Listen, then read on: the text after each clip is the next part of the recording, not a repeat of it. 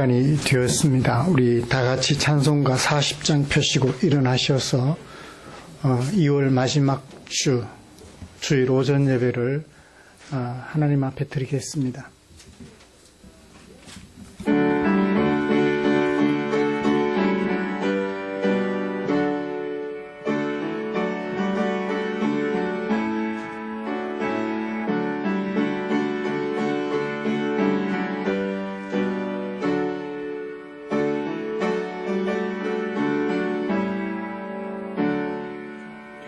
찬송으로 보답할 수 없는 큰 사랑, 주님께 영광 할렐루야.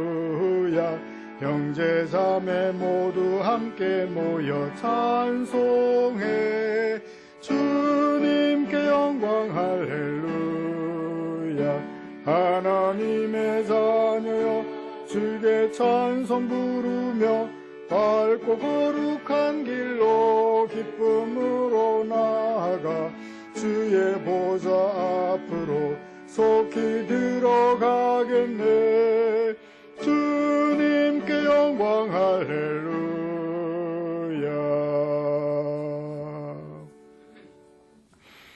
수고하고 무거운 짐진 자들아 다 내게로 오라.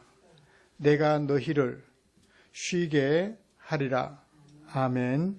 전능하사 천지를 만드신 하나님 아버지를 내가 믿사오며 그 외아들 우리 주 예수 그리스도를 믿사오니 이는 성령으로 잉태하사 동정녀 마리아에게 나시고 본디오 빌라도에게 고난을 받으사 십자가에 못 박혀 죽으시고 장사한 지 사흘 만에 죽은 자 가운데서 다시 살아나시며 하늘에 오르사 전능하신 하나님 우편에 앉아 계시다가 저리로서 산 자와 죽은 자를 심판하러 오시리라. 성령을 믿사오며 거룩한 공회와 성도가 서로 교통하는 것과 죄를 사하여 주시는 것과 몸이 다시 사는 것과 영원히 사는 것을 믿사옵나이다. 아멘. 찬송가 80장입니다.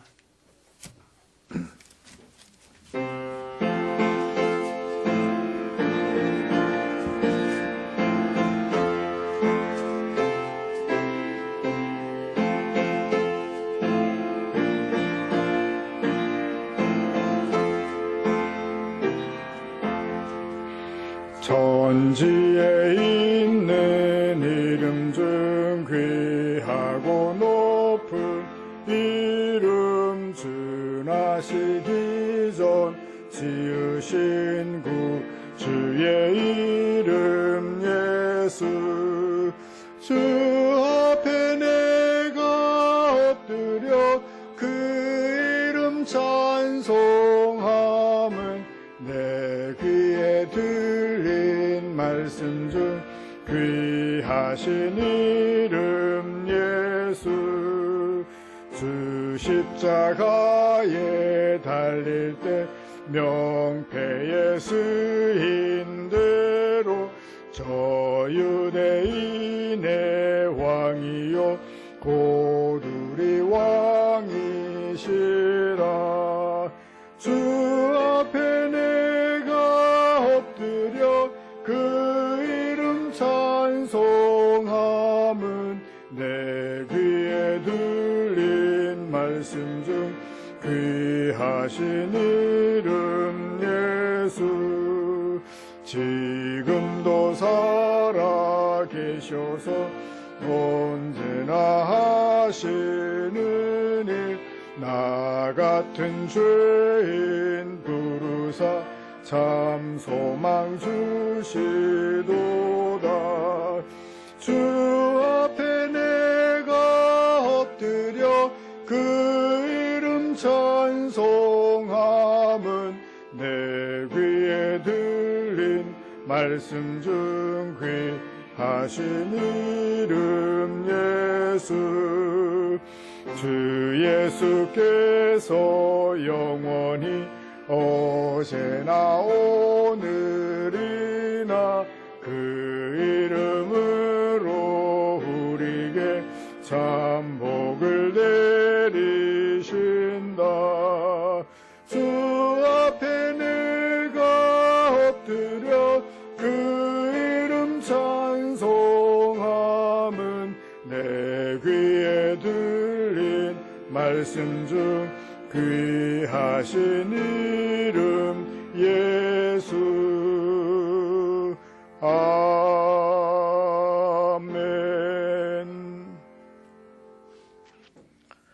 교동문 9번입니다. 시편 15편 주보에 기록된 교동문 함께 교독하겠습니다. 여호와여, 주의 장막에 머무를 자 누구오며 정직하게 행하며 공익을 실천하며 그의 혀로 남을 허물하지 아니하고 그의 이웃에게 악을 행하지 아니하며 그의 눈은 망령된 자를 멸시하며 그의 마음에 서원한 것은 해로울지라도 변하지 아니하며 뇌물을 받고 무죄한 자를 해하지 아니하는 자이니 이런 일을 행하는 자는 영원히 흔들리지 아니하리이다. 아멘. 자리에 앉으셔서 찬송가 540장 함께 부르시겠습니다.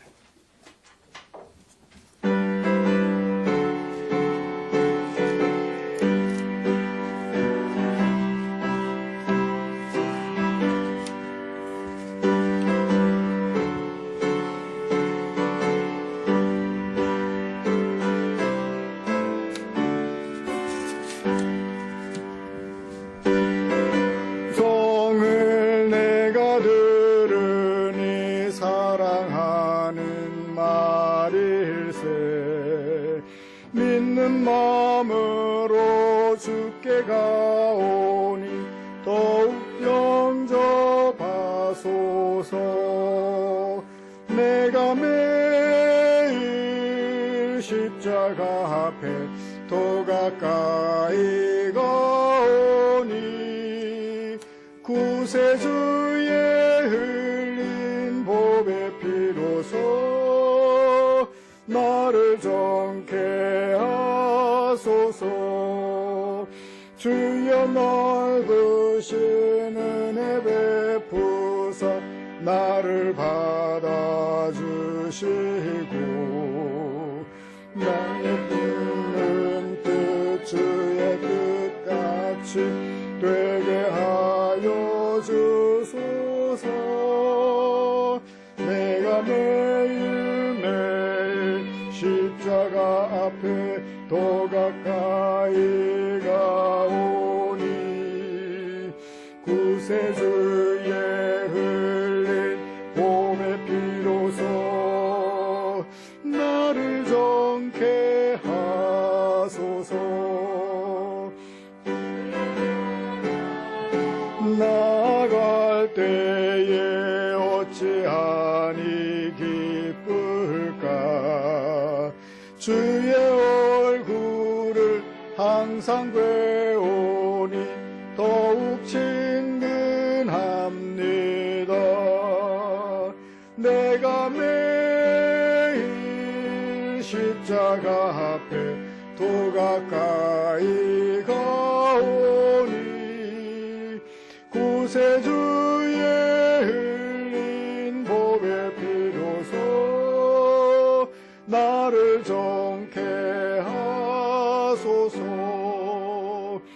주리 구주의 넓은 사랑을 증량할 자 없으며 주가 주신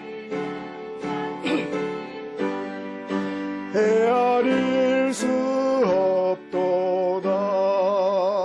내가 매일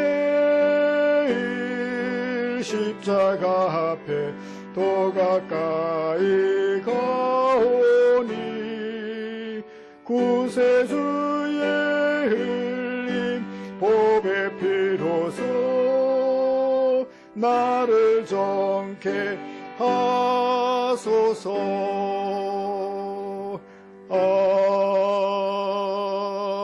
아멘. 김영자 권사님 나오셔서 우리를 대표하여 기도해 주시겠습니다.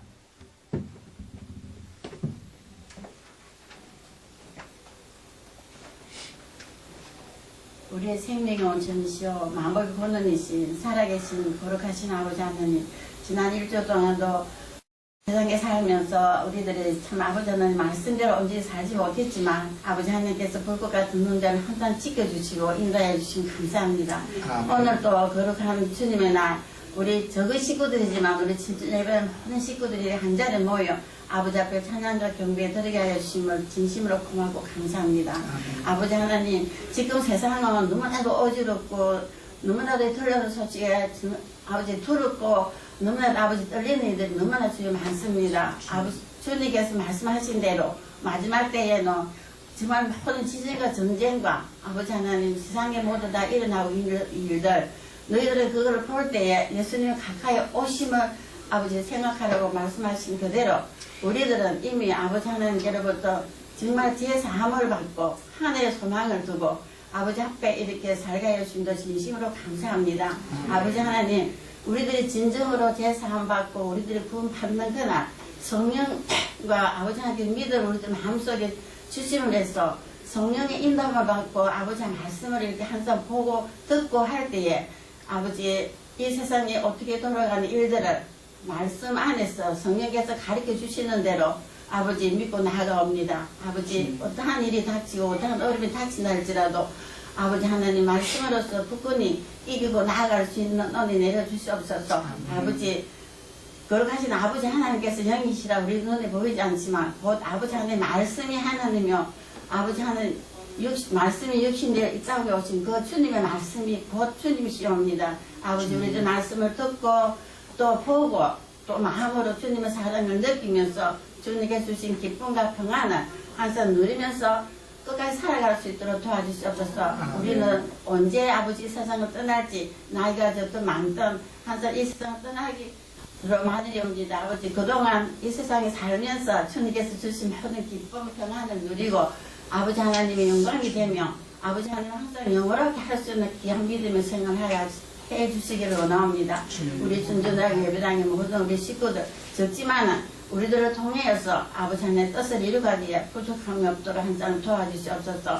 또 아버지 귀한 어린 생명들 주셔사오니 아버지 하나님께서 믿음 안에서 아버지 어린 생명들을 잘 키워주셔서 아버지 하나님의 사람으로 부족함이 없도록 아버지 세워주시기를 간절히 기도드립니다. 아버지 하나님 이 시간도 세워주신 우리 목사님 말씀에 능력 주시고 권능을 주셔서 그 말씀이 꼭 아버지 말씀이 되어서 우리 마음판에 새겨서 그 말씀이 어지하여 세상을 이길 수 있는 힘과 능력을 주시옵시기를 주여 간절히 기도드립니다. 올 한 해 동안도 아버지 하나님 정말 제사보다도 아버지 번제보다도 아버지 하나님을 더 알기를 원하오니 성령님께서 말씀을 통해서 아버지 하나님께서 우리들을 어떻게 사랑하셨는지 어떻게 인도하셨는지 그것을 느끼고 생활할 수 있는 우리들이 되게 하여 주시기를 간절히 기도드리며 또 아버지 앞에 설 때에 잘했다 칭찬 들을 수 있는 우리들이 될 수 있도록 성령님 도와주시고 인도해 주시기를 간절히 기도드리며 이 모든 말씀 우리를 주하께서 구원해 주신 예수님의 이름으로 기도드리옵나이다. 아멘.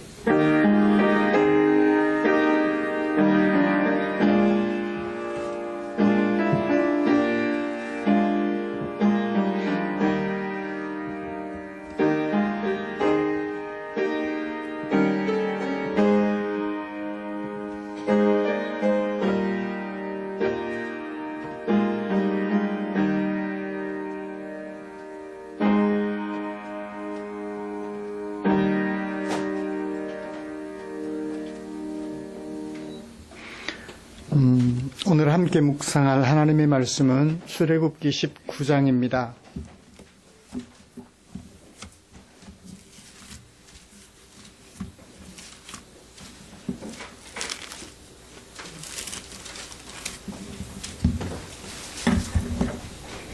(1절부터) (9절까지)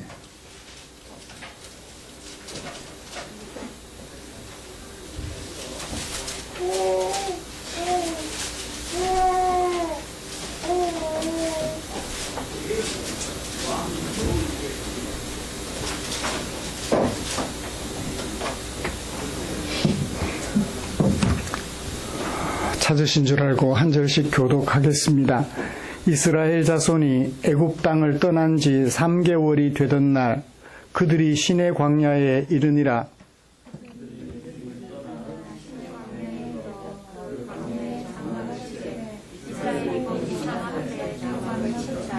모세가 하나님 앞에 올라가니 여호와께서 산에서 그를 불러 말씀하시되 너는 이같이 야곱의 집에 말하고 이스라엘 자손들에게 말하라.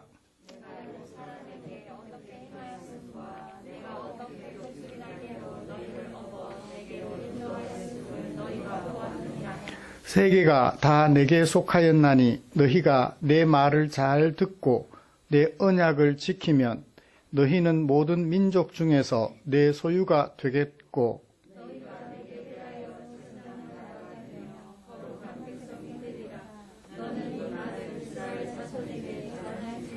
모세가 내려와서 백성의 장로들을 불러 여호와께서 자기에게 명령하신 그 모든 말씀을 그들 앞에 진술하니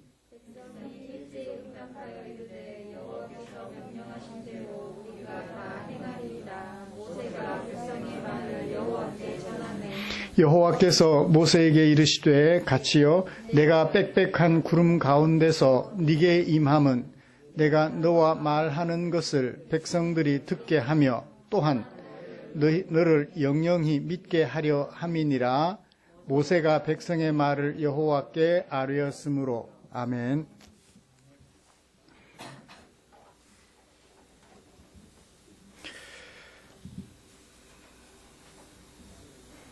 이 시간 같이 찬양 하나 부르고 말씀 나누고 싶습니다. 기쁨으로 찬양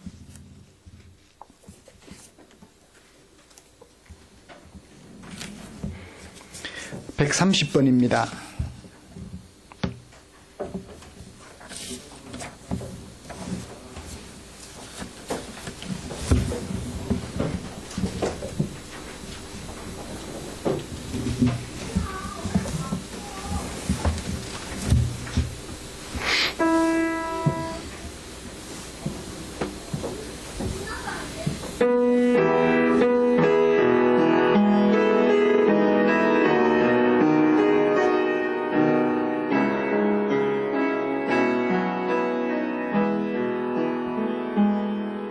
나의 주 나의 하나님이여 주를 경배합니다. 주 사랑하는 나의 마음을 주께서 아시나이다. 일일 옥함 내게 없으며 주께서 누릴 향유 없지만 하나님 형상대로 날 빚으사 새 영을 내게 부어주소서. 나의 주 나의 하나님이여 주를 경배합니다. 주 사랑하는 나의 마음을 주께서 아시나이다.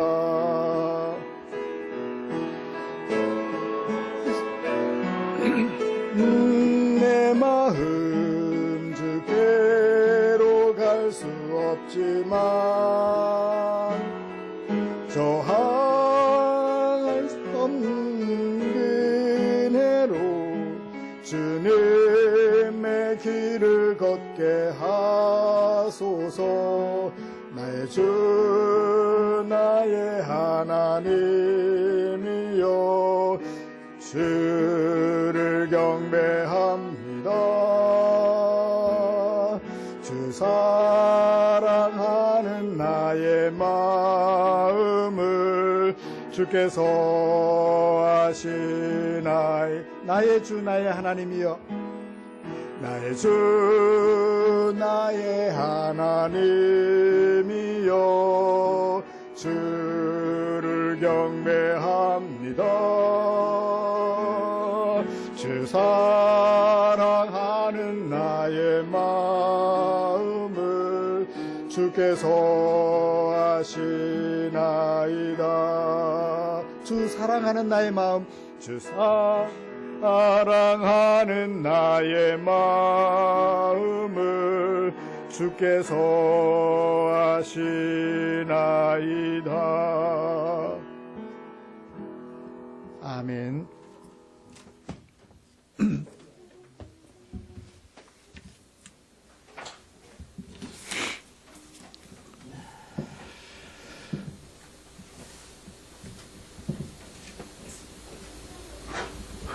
우리는 지난주에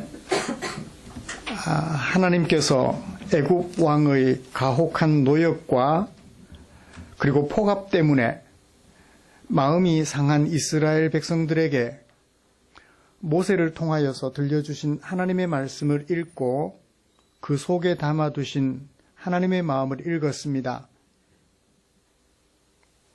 하나님께서는 약속하신 땅에서 약속하신 백성들과 하나님 나라를 세우고 싶어 하셨지요.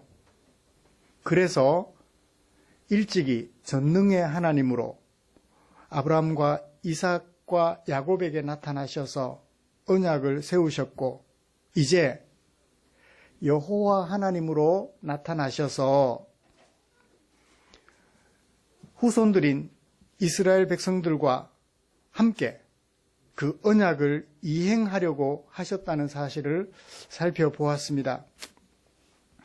그런 하나님의 마음을 나는 너의 하나님이 되고 너는 내 백성이 되게 하려 함이라는 문장 속에 담아서 들려주셨지요. 사랑하는 성도 여러분, 지난 한 주간 동안 세상 모든 것을 지으신 하나님께서, 전능하신 하나님께서 말씀해 주신 그 언약을 통하여 이스라엘 백성들과 이제 여호와 하나님으로서 그 언약을 이행하고자 하시는 하나님의 마음을 생각해 보셨나요? 우리는 하나님을 우리들의 하나님으로 영접한 사람으로서 우리가 하나님이 되지 않고 오직 하나님의 백성임을 기억하며 생활하신 줄 믿습니다. 이처럼 창조주 하나님이 우리들의 하나님이시며 우리는 하나님의 백성임을 기억하고 살아가려고 하는데, 그런 우리를 위하여서 하나님께서는 당신의 마음을 성경에 담아 주셨지요. 오늘은 그 중에 출애굽기 19장 1절부터 9절에 담아두신 하나님의 마음을 살펴보면서 은혜를 나누려고 합니다. 먼저 우리가 함께 읽은 본문이 어떻게 구성이 되어 있고 어떤 주제를 전하고 있는지 정리를 하고 이어서 말씀을 나누도록 하겠습니다. 사건이 일어나게 된 배경은 1절부터 3절까지지요. 애굽에서 나온 이후 석 달이 지났을 때 모세가 하나님을 뵙기 위하여 산에 올라갔다라는 말씀이 배경입니다. 산에 올라온 모세에게 하나님이 사건을 전개하십니다. 어떻게 전개하나요? 백성들에게 이같이 말해라 하고 들려주어야 할 말씀을 길게 말씀해 주셨습니다. 모세가 그 말을 전할까요? 애굽 왕에게 가지 않으려고 했던 것처럼 백성들에게 안 가려고 하면 어떡해요? 다행히 모세는 하나님의 말씀을 들고 백성들에게 찾아갑니다. 가서 잘 전했어요. 그랬더니 결과가 어떻게 됐나요? 절정에 이릅니다. 사건은 모세가 전언해 준 것에 대하여 반응하죠. 그대로 이행하겠습니다. 우리가 다 명령하신 대로 행하겠습니다. 그 반응을 모세는 하나님께 전했죠. 백성들의 반응과 모세가 하나님께 들려주시는 말씀, 들려드리는 말씀으로 사건은 절정에 이르렀습니다. 마침내 사건은 결말에 이르게 되어 하나님께서 모세의 말을 신뢰하는 백성들을 위하여 모세에게 말씀해 주셨지요. 뭐라고요? 두 가지를 말씀해 주셨습니다. 내가 빽빽한 구름 가운데 나타나서 너에게 이렇게 말하는 이유는 첫째, 내가 너와 말하는 것을 백성들이 듣게 하려 함이라.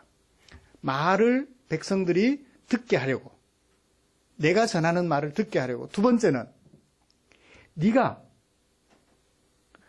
세운 인도자라는 사실을 누가?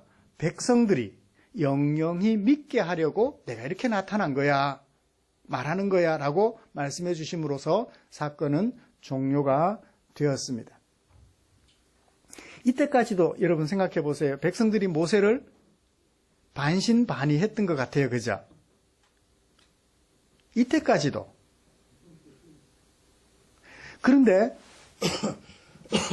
지금 만약 이 상태로 계속된다면 앞으로 광야 생활이 얼마나 될지는 모르겠는데 어떤 사건이 있고 나서 그 사건 때문에 40년으로 길어지게 되죠. 그렇게 길어지게 될지는 모르지만 어떻든 광야 생활을 계속해서 해가야 될 텐데 언약의 땅으로 가려면 이렇게 모세를 반신반의해갖고서야 백성들을 어떻게 이끌고 갈 수 있겠어요? 어떻게 해서든 하나님께서는 모세가 이스라엘 백성들의 지도자로 신뢰받을 수 있도록 최선을 다하여 배려해 주신다는 것이 이 사건의 핵심적 내용입니다. 네, 오늘은 모세가 지도자로 신뢰받도록 돕겠다는 하나님의 마음은 잠시 내려놓고 어떻게 신뢰받도록 하게 했느냐 하는 것은 거기에 포인트를 맞춰서 오늘 드러난 하나님의 마음, 백성들이 모세를 통하여 들어야 할 하나님의 마음을 같이 살펴보면서 은혜를 나누려고 합니다. 전능하신 여호와께서 언약하신 대로 그리고 여호와 하나님의 은혜로 애굽을 나온 백성들은 출애굽 3개월 만에 시내산에 도착했지요. 아직도 백성들은 모세에 대한 불신을 거두지 않았습니다. 이런 상황에서 하나님께서는 빽빽한 구름 가운데 임하셨지요. 그리고 백성들이 보는 앞에서 모세 당신의 마음을 들려주셨습니다. 백성들은 그 장면을 지켜보았습니다. 서사는 하나님께서 모세가 백성들에게 하나님의 일꾼으로 신뢰받을 수 있게 하려고 빽빽한 구름 가운데 임하셨다는 사실을 들려주는 것으로 종결이 되지요. 이런 말씀에 의지해서 하나님께서 모세에게 를 통하여서 이스라엘 백성들에게 나타내 보여주고자 하신 하나님의 마음 살펴보면서 은혜를 나누려고 합니다. 먼저 하나님께서 이스라엘을 당신의 소유로 거룩한 백성으로 삼으려고 애굽에서 건져내셨다고 하신 말씀에 집중해 보죠. 여호와께서 모세에게 나타나셔서 백성들에게 이같이 말해라 한 말씀은 어디에 다 담겨 있나요? 4절부터 6절에 있어요. 내가 애굽 사람에게 어떻게 행하였음을, 또 내가 어떻게 독수리 날개로 너희를 업어 내게로 인도하였음을 너희가 보았다. 여기 너희는 누구? 백성들. 문자 그대로 읽으면 이 4절 말씀 이해가 안 돼요. 독수리는 날려면 어떻게 해야 되죠? 날개를 퍼덕여야 돼요. 그런데 등에 뭘 업었어요? 독수리 날개로 너희를 업어 내게로 인도했다. 독수리가 등에 뭘 업으면 날지를 못해요. 문자대로 읽으면 이 성경은 거짓말이 돼요. 맞죠? 독수리는 등에 아무것도 없어야 날개짓을 제대로 할 수 있고 날아갈 수 있어요. 그러면 이 말은 수사적 표현임을 알 수 있죠. 독수리가 날아가서 목적지로 가는데 하나님께서 이스라엘 백성들을 목적지로 데려가기 위해서 마치 등에 업고 날아가는 것처럼 그렇게 하셨다는 얘기지, 실제로 독수리가 새끼를 업어서 목적지까지 간다는, 그렇게 이해하시면 곤란해요. 그러니까 성경은 제발 글자대로 읽지 말고 글자 속에 담아둔 하나님의 마음을 읽으라고 제가 늘 신신당부하는 이유가 바로 그런 것입니다. 인도에서 너희가 보았다, 이것을 전제를 해요. 이것을 전제로 이스라엘 백성들을 업어서 목적지까지 인도하려는 이유를 5절과 6절에 담아두고 있어요. 왜 그렇게 하나님께서 애굽 사람들의 입장에서는 너무나도 놀라운 일들을, 무서운 일들을 행하시고 독수리 날개로 업어서 옮기듯 이스라엘 백성들을 옮기실까요? 왜? 이유가 있을 거 아니에요. 그렇죠? 그 이유가 5절과 6절에서 소개되고 있어요. 첫째, 우리 개역개정이 원어의 어순대로 번역하지 않고 어순을 바꿔버렸어요. 그래서 좀 그 의미가 잘 드러나지 않는데 어순대로 번역해 볼게요. 너희가 내 말을 잘 듣고 내 언약을 지키면 너희는 모든 민족 중에서 내 소유가 될 거다. 왜냐하면 세계가 다 내 소유이기 때문이다. 원어를 직역하면 그대로 돼요. 이렇게 돼요. 너희가 내 말을 잘 듣고 내 언약을 지키면 너희는 모든 민족 중에서 내 소유가 될 텐데 왜 소유가 돼야 되죠? 세상 모든 나라들이 다 내 소유이기 때문에 특별히 너희를 내 소유로 삼고자 한다. 왜 다 세상 모든 것이 다 하나님의 소유면 하나님의 소유로 삼지 왜 이스라엘을 소유로 삼는가 하는 것은 그 다음 문장에서 나와요. 6절을 볼까요? 너희가 내게 대하여 제사장 나라가 된다. 그리고 뭐가 된다? 거룩한 백성이 될 거야 라고 얘기를 해요. 이 말씀을 요 세 가지 목적이에요. 너는 이 말을 이스라엘 자손에게 전해라. 문장 전체로 볼까요? 3절 마지막에 야곱의 집에 말하고 이스라엘 자손들에게 말해라. 6절 마지막에 너는 이 말을 이스라엘 자손에게 전해라. 무슨 말을 전해요? 이제 4절부터 6절까지 말씀. 그 말씀이 또 세 가지로 나뉘어져요. 소유가 내가 너를 내 소유로 삼겠다. 어떻게? 네가 내 말을 잘 듣고 내 언약을 지키면 내 소유가 될 거야. 거룩한 백성이 될 거야. 가운데 제사장 나라가 될 거야 라고 얘기를 해요. 이런 말씀을 가지고 첫 번째 것과 세 번째 것은 대칭을 이루어요. 같은 맥락입니다. 소유되는 것과 백성 되는 것은 같아요. 제사장 나라가 되는 것은 달라요. 그래서 소유된 백성, 그 다음에 거룩한 백성, 이 두 가지를 먼저 살펴보고 이어서 제사장 나라가 되게 하려고 하나님께서 이스라엘 백성들을 애굽에서 건져내어 약속의 땅으로 인도하신다. 오늘 하나님의 마음 두 가지, 이스라엘 백성들을 향한 하나님의 마음 두 가지를 차례대로 살펴보면서 은혜를 나누려고 합니다. 먼저 3절에서 6절의 본문 구조 제가 소개해 드렸으니까요. 그리고 5절과 6절의 본문 구조도 설명해 드렸습니다. 대꾸를 이루는, 대칭을 이루는 부분들이라고요. 이것을 좀 비교를 해볼까요? 소유된 백성, 거룩한 백성. 일단 이 말의 정의를 좀 살펴보고 나서 비교를 좀 해보죠. 소유로 삼으시려고 이스라엘 백성들을 인도하여 내셨다. 애굽 백성들에게는 이렇게 행하시고 이스라엘 백성들은 독수리가 등에 업은 것처럼 인도해냈다. 무엇을 위해서? 소유 삼으시려고. 하나님은 창조주시잖아요. 그죠? 그러면 모든 것을 만들었으니 모든 것들의 주인이시잖아요. 모든 것은 다 하나님의 소유잖아요. 근데 굳이 하나님의 소유로 삼으려고 하실 이유가 없잖아요. 어떤 경우에 소유로 삼아야 돼요? 사람들이 하나님의 소유됨을 거부할 때, 분명히 하나님에 의하여 지으심을 받았는데 사람들이 나는 하나님의 소유가 아니야 라고 거부하는 거예요. 사자들은 거부하지 않아요. 그죠? 짐승이나 곤충이나 동물들은 거부하지 않아요. 근데 유독 누가 거부해요? 사람들만 거부해요. 뭐로 지어진? 하나님의 형상으로 지어진.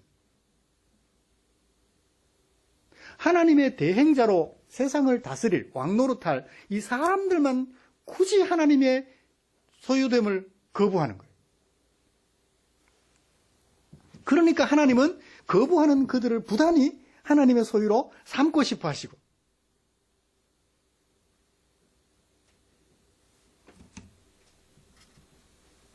소유라는 말은 그 말이에요. 소유인데 소유되는 것을 거부하는 그들을 굳이 어떻게 해서 할 수 있는 모든 것들을 동원해서 그것을 다시 내 소유로 삼고자 하는 하나님의 마음. 이제 비교를 좀 해보죠.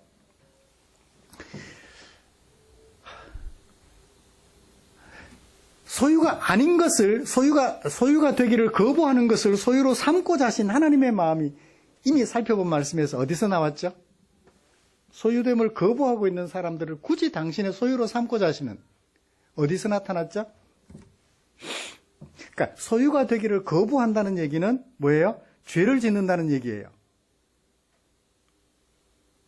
하나님의 소유로 살아가는 것을 거부하고 내가 하나님이 되어 살아가겠다는 거예요. 누가 그러고 있었죠? 아브라함이 그러고 있었죠. 아브라함이 그러고 있었어요. 하나님의 소유가 되기를 거부하고 하나님의 이름을 부르지 않고 본토 친척 아비 집에서, 그냥 본토 친척 아비 집에서 그들의 전통을 따라 살아가는 거예요. 그를 하나님이 부르셨어요. 그리고 말씀하셨어요. 내가 네게 지시할 땅으로 가라. 그리하면, 그 명령에 따르면 너희는 그래서 너희는 복이 되라. 복이 되라. 명령하셨어요. 복이 될지라. 창세기 12장 1절에서 1절을 보시면 같이 한번 볼까요? 너는 복이 될지라. 될 것이다 라는 것처럼 번역했는데 되어라 라고 명령형이에요.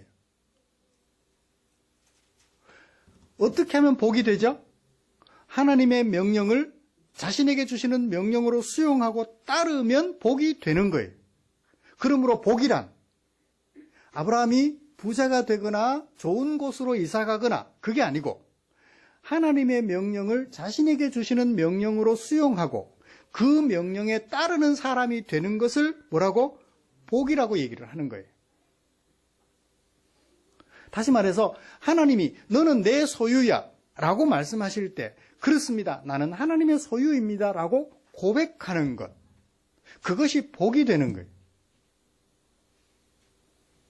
성경은 어떤 서사들이 따로따로 떨어져서 다른 뜻을 말하지 않고 연결이 되어서 같은 뜻을 나타내는 다른 모양으로 계속해서 우리에게 소개해주고 있는 것을 봅니다. 복이 되라. 내 소유가 되라 라고 얘기를 하시는 거예요. 어떻게 하면 다시 출애굽기 19장으로 돌아와서 어떻게 하면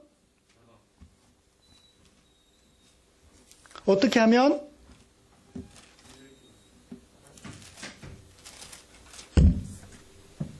하면요?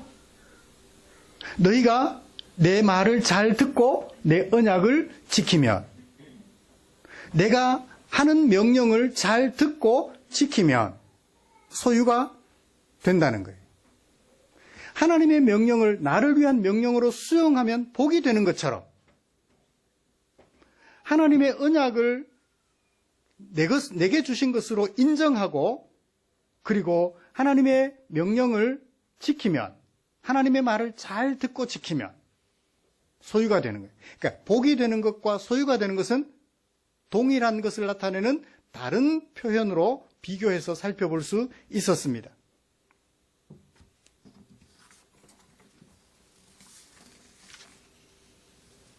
자, 그러면 이제 소유가 되는 것과 거룩한 백성이 되는 것을 비교를 해보죠. 거룩하다라는 말은 형용사예요. 구별되었다라는 뜻도 있어요. 거룩하다. 그러니까 거룩하지 않은데 그 무리 속에서 거룩하다.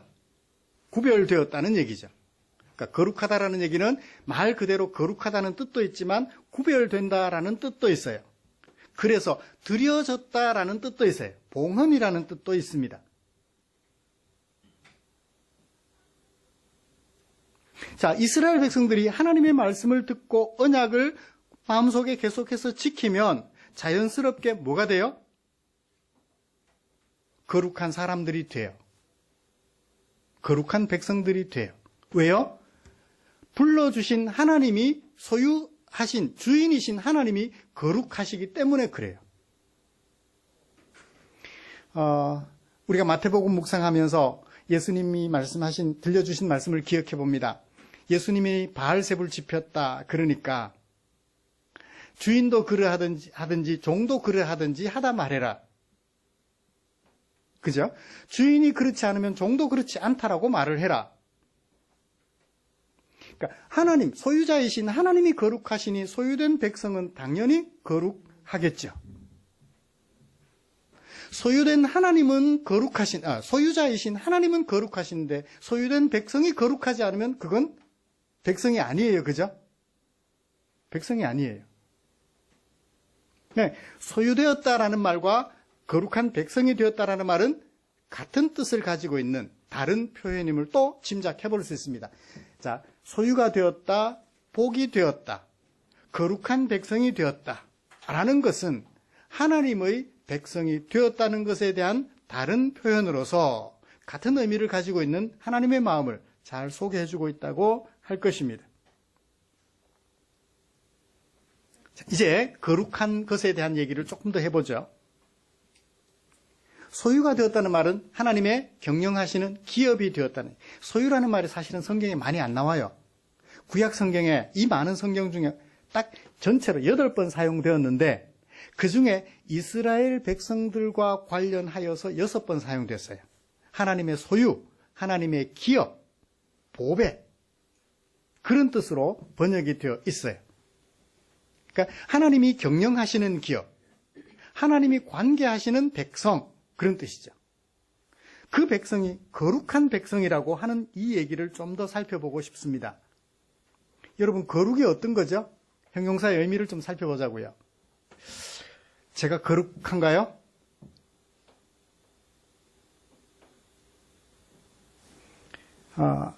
목사 가운을 입고 설교자 가운을 딱 차려입고 만약에 제가 박사학위를 가지고 있다면 박사목까지 딱 쓰면 예자리에 서 있으면 거룩해 보이나요? 아니면 그냥 점퍼 차림으로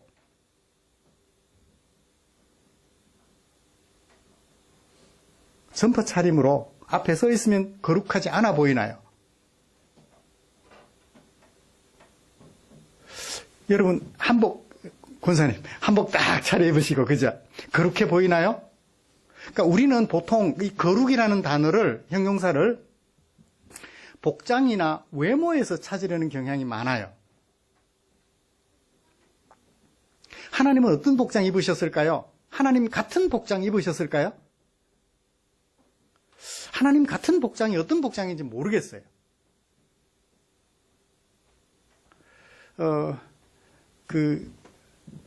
벌거벗은 채로 살아가는 그 뭐라 그러죠? 나체족이라 그러나요? 아니, 나체족이라고 안 하고 뭐라고 하죠? 자연인인가요? 그 동남아시아에도 가면 지금 또 아직 나체로 살고 있는 민족들이 있죠. 소수 민족들이 있습니다. 요즘 이제 신문명이 자꾸 이제 사람들이 구석구석 찾아 들어가니까 예수 믿는 사람들 때문에 그런지 아니면 인류를 찾아서 들어가는 사람들 때문에 그런지 인류학자들 때문인지는 모르겠는데 뭐 요즘은 좀 치마도 좀 입고 옷을 조금씩 입는 것 같기는 해요. 그래도 여전히 아마 원시민족들이라 그러네요. 그러니까 특별히 추위나 이런 문제가 없어서 벌거벗은 채로 살아가도 되는 민족들, 여전히 수렵과 채집에만 관계하며 살아가는 사람들. 그러니까 거룩을 우리는 외모에서 자꾸 찾아요. 그 다음에 예배 드릴 때 막 옆에 사람하고 얘기하지 않고 엄숙한 자세로 앉아서 졸지도 않고 정신 차려서 들으면 그게 거룩한 것일까요? 말씀이 좋아서 여보 그래 맞아 옆에 사람하고 잠시 얘기하면 거룩하지 않은 건가요? 그러니까 거룩을 그런 외적인 요소들에서 많이 찾는 경향을 보여요. 성경이 말하는 거룩이란 도대체 뭘까? 하나님을 향하여 거룩하시다 그러잖아요. 그 거룩이 어떤 의미일까요? 그 거룩은 여호수아서 24장에서 이런 얘기를 해요. 여호수아가 백성에게 말하기를 너희가 여호와를 능히 섬기지 못할 거야. 왜냐하면 그는 거룩하신 하나님이시기 때문이야. 그러니까 소유로 삼으신, 소유자이신 하나님은 거룩하신데 우리가 거룩하지를 못해요. 그래서 능히 우리는 하나님을 섬기기가 쉽지 않아요.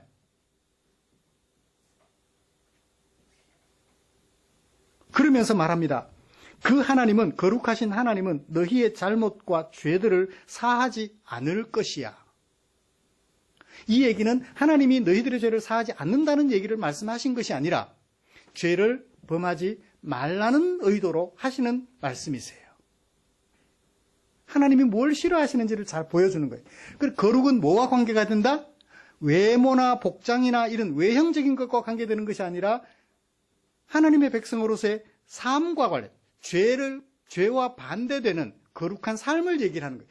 죽이고 싶은 것을 죄라고 말을 한다면 살리고 싶은 것을 말하는 거죠. 거룩이라고 얘기를 하는 거죠.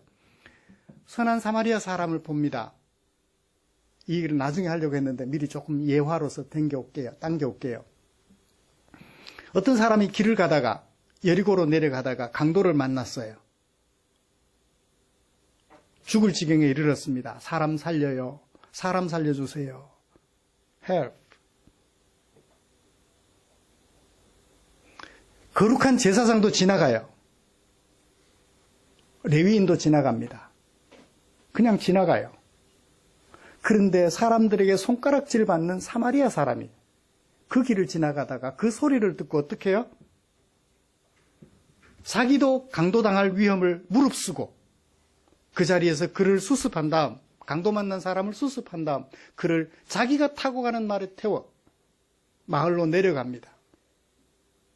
위험을 감수한 것은 물론이거니와 그 여인 속에 들어가서, 여관에 들어가서 그를 치료해달라고 치료비까지 부담을 합니다. 치료비가 부족하면 내가 갔다가 돌아오는 길에 더 줄 것입니다. 드릴 것입니다. 복이 되는 것은 바로 이런 것이지요. 거룩이라는 것은 바로 이런 것을 말합니다. 거룩하신 하나님이 그러한 즉 그의 소유된 백성들 또한 그렇게 거룩해야 한다는 얘기죠. 사랑하는 성도 여러분, 하나님께서 이스라엘을 당신의 소유로 거룩한 백성으로 삼겠다 하신 이유를 이제 아시겠어요? 그거예요. 세상 사람들이 다 하나님을 주인으로 인정하지 않고 거부하는 거예요. 나는 당신에게 속박되어 살아갈 수 없습니다. 내 마음대로 살아가겠습니다. 가인처럼 내가 죽이고 싶은 사람 죽이고, 내가 제거하고 싶은 사람 제거하고, 내가 밟아버릴 사람 밟아버리며 살아갈 것입니다. 소유되기를 거부하는 사람들을 불러 당신의 소유로 삼아 죽이는 사람이 아니라 살리는 사람이 되게 하시려고 당신의 소유로 삼고자 했으며 거룩한 백성이 되게 하려고 애굽 사람들, 남을 짓밟는 사람들을 그렇게 징벌하시고 독수리 날개로 새끼들을 업어 나르는 것처럼, 표현이 이제 문자적인 것은 아니라는 걸 알았으니까 하나님께서 그렇게 업어서 지금 여기까지 인도해 오셨던 것이죠. 하나님의 마음 이해하셨나요? 그런 하나님의 소유 되게 하시려고. 두 번째로, 제사장 나라 삼으시려고. 제사장 나라가 뭐죠? 제사장이라 하면 하나님을 알지 못하는 사람들의 경우를 먼저 예로 들어볼게요. 사람들이 신을 알도록 도와주는 중간 역할을 하는 사람을 제사장이라고 말을 해요. 창세기 41장 50절. 하나님을 알지 못하는 사람들에게도 제사장이 있어요. 그러니까 몰렉신, 말곰신, 바알신, 이 신들을 가까이 할 사람들이, 일반 사람들은 가까이 하지를 못해요. 그래서 어떻게 해요? 제사장을 세워요. 그 제사장이 백성들이 그 신을 만나도록 중간 역할을 해주는 것입니다. 그걸 제사장이라고 그래요. 하나님께서 말씀하시는 하나님의 백성들 속의 제사장도 같은 역할을 합니다. 사람들이 하나님을 가까이 하도록 중간 역할을 하는 직분을 가진 사람, 그를 가리켜 제사장이라고 하죠. 그렇다면 제사장 나라라는 표현은 개인 차원을 넘어서서 그냥 제사장이 아니고 나라니까 여러 나라들이 하나님의 소유가 되도록, 하나님을 알도록, 하나님을 가까이 하도록 도와주는 나라라는 얘기예요. 개인 차원을 넘어 나라, 국가 차원으로 확대 해석해 볼 수 있을 것 같습니다. 하나님께서 아브라함을 부르시면서 복이 되라 말씀하셨죠. 두 번째는 뭐라고 말씀하셨죠? 땅의 모든 민족들이 너 때문에 복을 받게 될 거야. 개인 차원이에요, 아브라함은.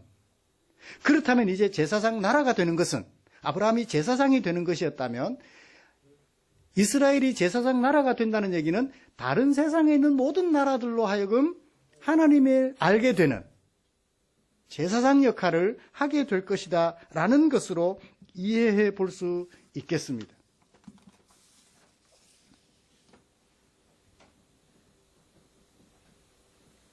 그러니까 이 세상 보실까요? 다시 그 5절로 돌아가 보죠.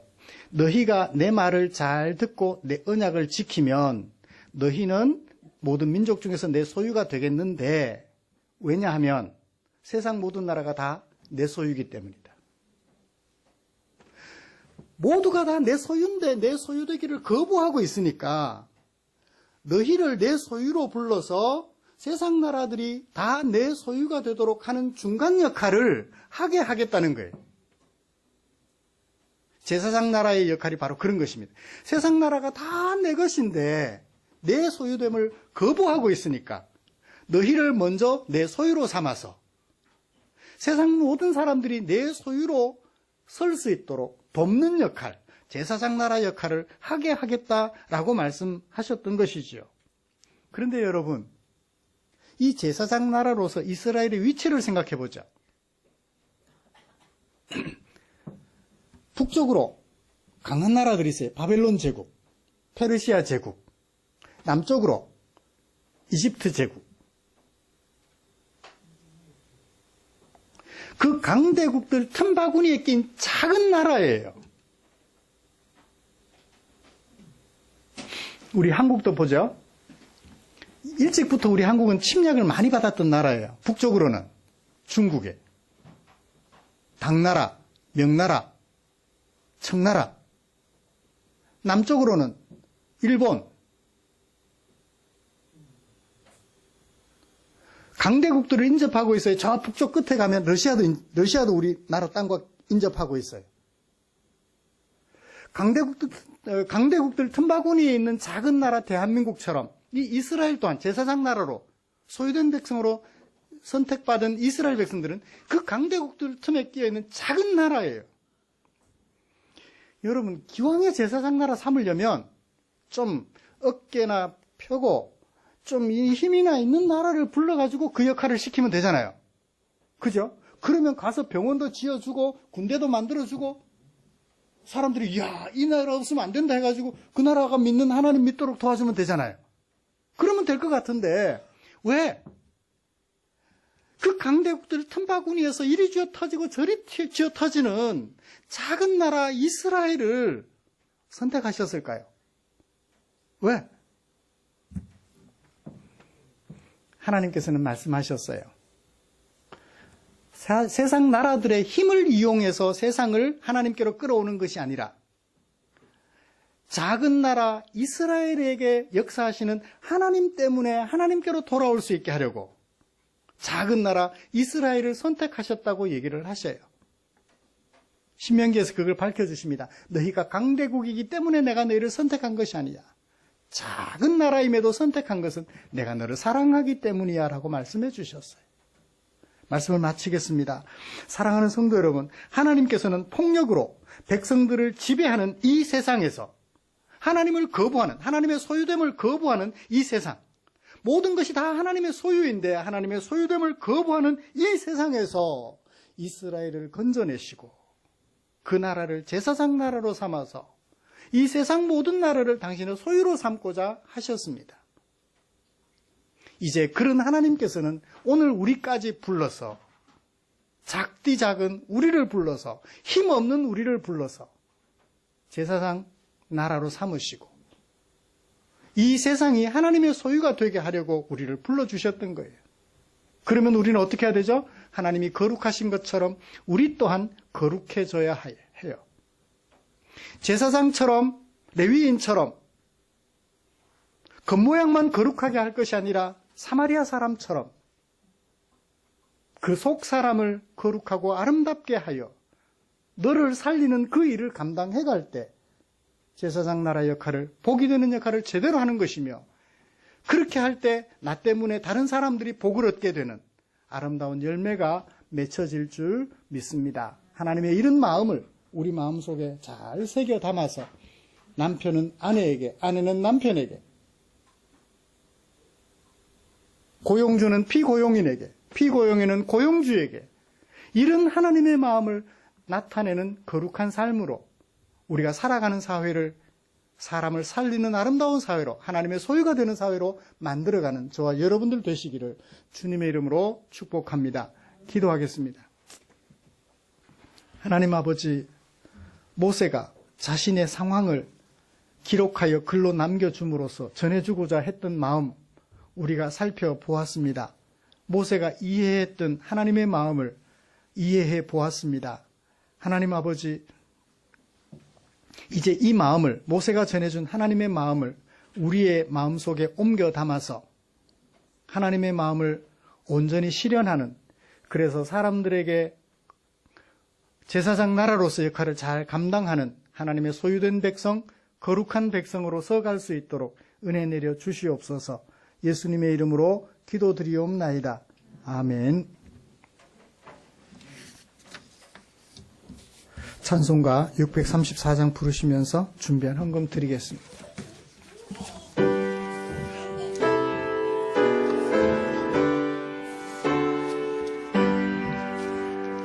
모든 것이 주께로부터 왔으니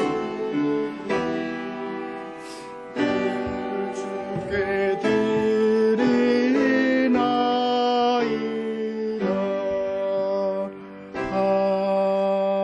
아멘. 기도하겠습니다. 고맙습니다.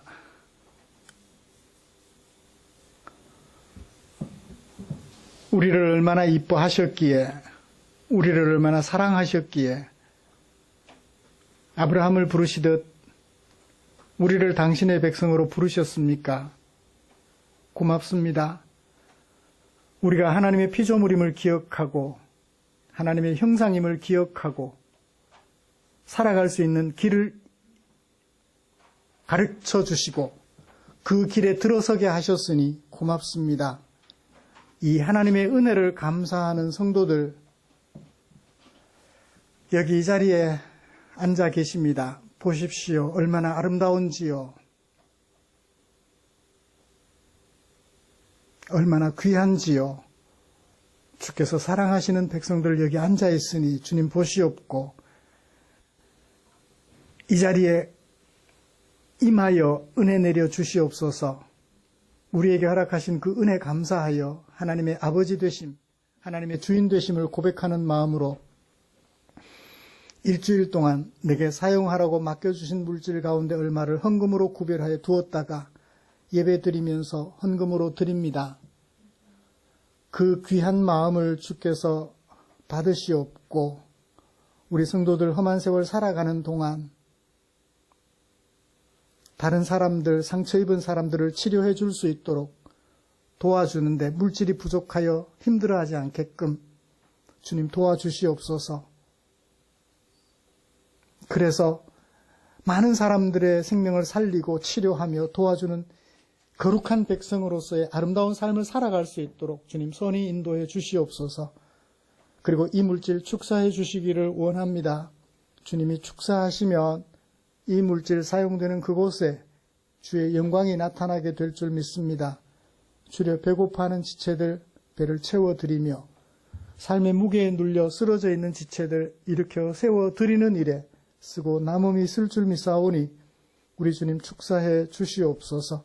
성도들의 형편을 살피시고 의의 길로 인도하여 주실 하나님의 은총을 기대하며 예수님의 이름으로 기도드리옵나이다.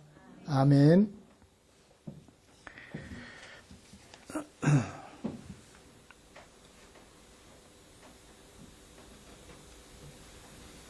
교회 소식 알려드리겠습니다.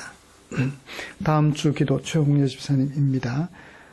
우리의 삶과 인격을 아름답게 하는 하나님의 말씀 묵상하는 일에 최선을 다해 주십시오. 하나님의 마음도 조근조근 살펴보니까 성경 속에서 찾아낼 수 있잖아요. 그죠? 그래서 그것을 도와주는 매일 성경 참고하셔서 매일매일 하나님을 알아가는 일에 더욱 최선을 다해 주시면 고맙겠습니다. 3, 4월로 준비되어 있습니다. 챙겨가시기를 바라고요. 오늘 저녁부터 내일 모레까지 전주에 있는 서부중앙교회에서 제자선교회 85년도부터 시작된 서클, 총신신대원의 서클인데 지금까지 계속되고 있습니다. 저는 영남지회에 속해서 강의도 하면서 또 도움 받으면서 생활하고 있는데 전국적으로 수련회를 해요. 2박 3일 동안 다녀오겠습니다. 은혜 받고 돌아올 수 있도록 기도해 주시면 고맙겠습니다. 그리고 지금은 당장은 없는데 학습 세례 또 세례 받으실 분들 계시면 준비해 두셨다가 3월 마지막 주 세례식 거행할 거니까 그때 준비해 주시면 고맙겠습니다. 곁에 계신 분들과 인사 나누시죠.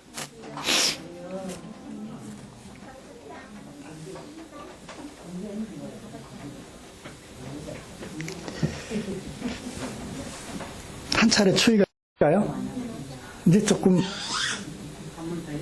한 번 더 있대요. 알겠습니다. 예. 하여튼 좀 아침 저녁으로 기온이 변화가 심하니까 건강관리 잘 하시기를 바라겠습니다. 찬송가 57장 펴시고 일어나셔서 찬송 부르고 축도함으로 예배 마치겠습니다. 대웅행제 아버님 잘 가셨어요?